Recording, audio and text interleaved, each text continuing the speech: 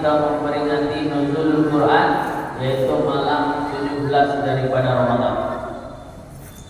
Maka oleh karena itu, di bulan suci Ramadan ini hendaknya kita memperbanyak membaca Al-Quran. Mengingat bahawa di bulan suci Ramadan yang pertama adalah bulannya Al-Quran, yang kedua di bulan Ramadan ini adalah pahala berlipat ganda.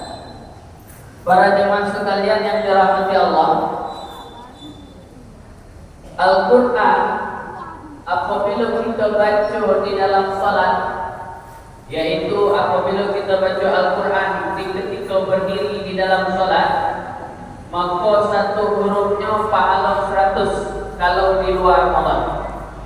Kalau kita bacanya duduk, maka satu hurufnya 50 di luar Ramadan.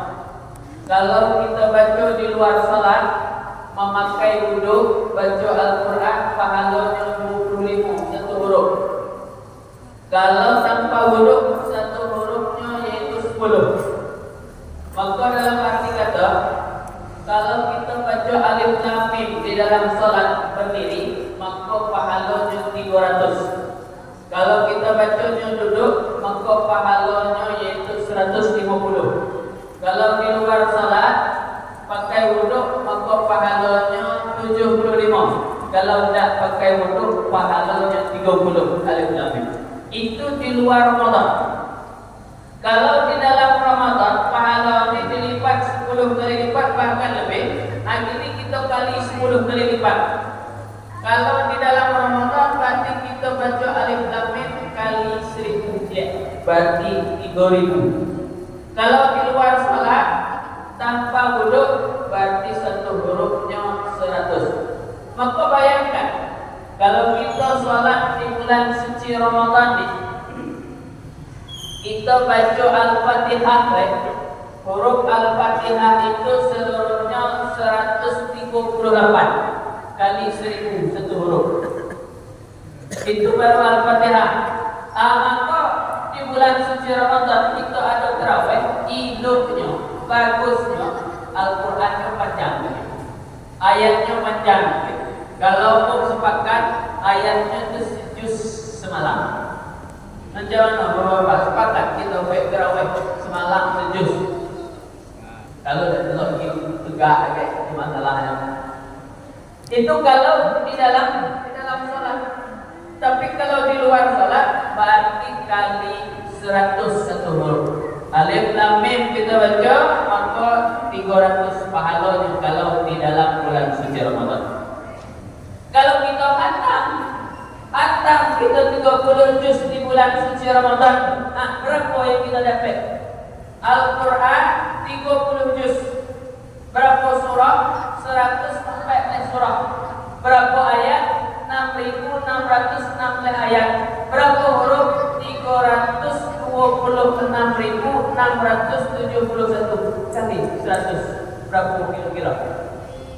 Itu kalau kita khatam 100 dikali 326.671.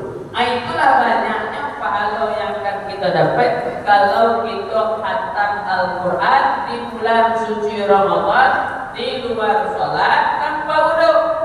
Kalau tak pakai wudhu, maka tadi satu huruf itu kalau di luar salat 25, kalau di dalam salat berarti 10 kali lipat, berarti 20 lebih kali 200 lebih, 250 satu hurufnya.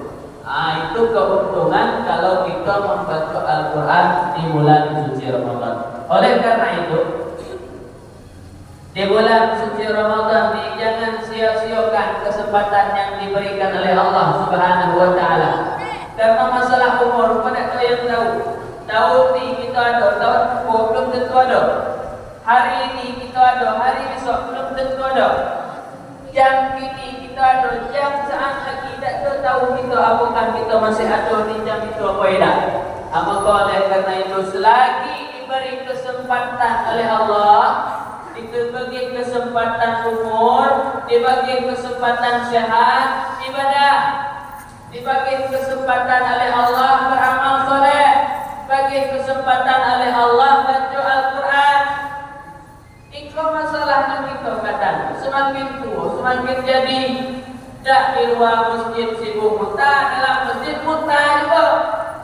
Tak di dalam Ramadan, di luar Ramadan sama juga. Coba tengok kita. Sudah sholat fardu, sudah sholat sunnah kita, sibuk kumpul. Bukan pernah nyalah dah, tapi kita berfikir dengan umur yang ada pada kita ni. Kata Allah malu dikit dengan uban tu.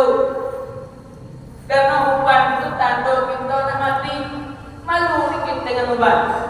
Ikut tak selesai sholat cukup kalau seandainya kita yang dah tua-tua kok selesai sholat, selesai puas sunnah apa segala macam sampai Al-Quran.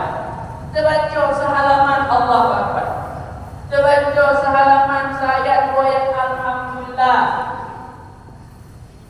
Karena dengan wasilah itu kita akan mendapat nikmatnya macam mana membaca Al-Quran. Dimulai dengan sedikit. Kalau dulu saya ngajar dulu, kalau nak dapat nikmat baca Al-Quran itu, kalau kita belum terbiasa, sudah sholat, ambil Al-Quran, baca 7 ayat.